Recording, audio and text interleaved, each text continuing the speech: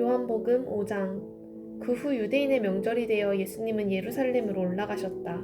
예루살렘 양문 곁에는 히브리 말로 베데스다라는 못이 있었고 그 둘레에는 행각 5채가 서 있었다.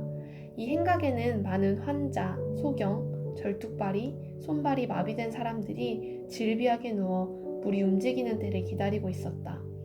그 못에는 가끔 천사가 내려와 물을 휘저어 놓곤 하는데 물을 휘저어 놓은 다음에 제일 먼저 들어가는 사람은 무슨 병이든지 다 나았다.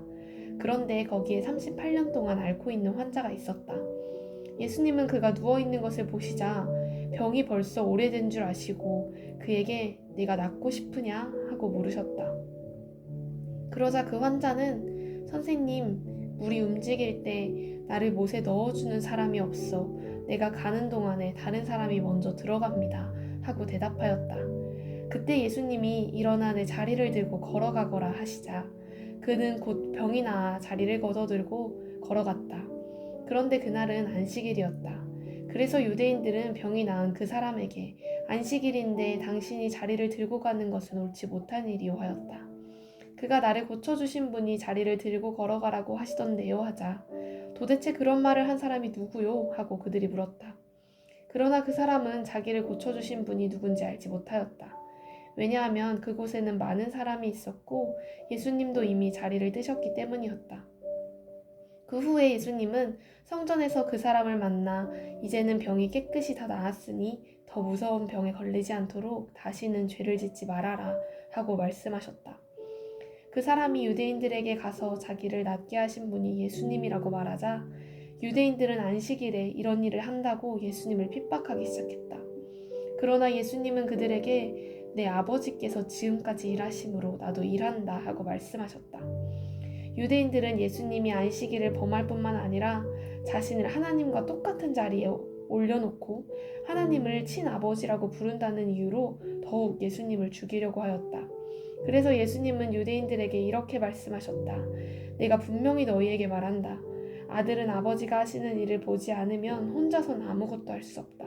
이것은 아버지께서 무엇을 하시든지 아들은 그대로 따라하기 때문이다. 아버지께서는 아들을 사랑하셔서 자기가 하시는 모든 일을 아들에게 다 보여주신다. 그렇다. 아버지는 이보다 더 큰 일도 아들에게 보여주셔서 너희를 깜짝 놀라게 하실 것이다. 아버지께서 죽은 사람들을 일으켜 살리시는 것처럼 아들도 자기가 원하는 사람들을 살린다. 아버지께서는 아무도 심판하시지 않고 심판하는 일을 모두 아들에게 맡겨 모든 사람이 아버지를 공경하듯이 아들도 공경하도록 하셨다. 아들을 공경하지 않는 사람은 아들을 보내신 아버지도 공경하지 않는다. 내가 분명히 너희에게 말한다. 내 말을 듣고 나를 보내신 분을 믿는 사람은 영원한 생명을 얻었으므로 심판을 받지 않을 것이다. 그는 이미 죽음에서 생명으로 옮겨간 것이다. 내가 분명히 말한다. 죽은 사람들이 하나님의 아들의 음성을 들을 때가 오는데 바로 이때이다. 듣는 사람이 살아날 것이다. 아버지께서는 자기 속에 생명을 가지신 것처럼 아들에게도 생명을 주어 그 속에 갖게 하셨다. 그리고 아버지는 아들이 그리스도이기 때문에 그에게 심판하라는 권세를 주셨다.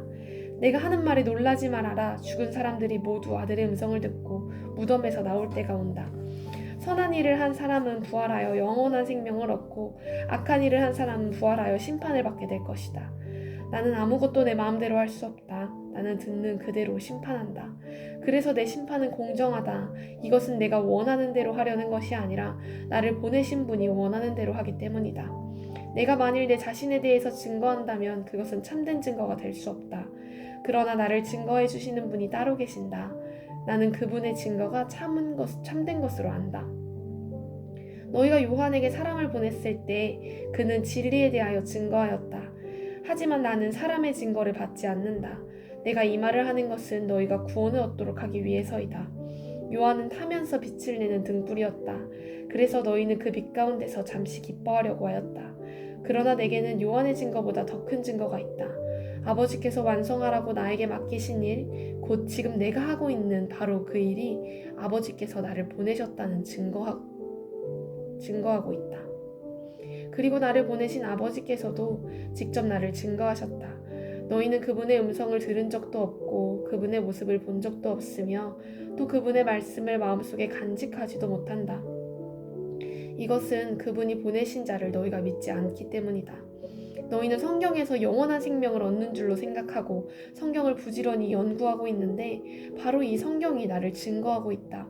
그런데도 너희는 나에게 와서 영원한 생명을 얻으려고 하지 않는구나. 나는 사람에게서 영광을 받지 않는다.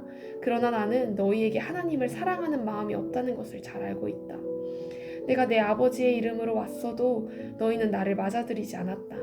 그러나 만일 다른 사람이 자기 이름으로 오면 너희가 그를 기꺼이 맞아들일 것이다.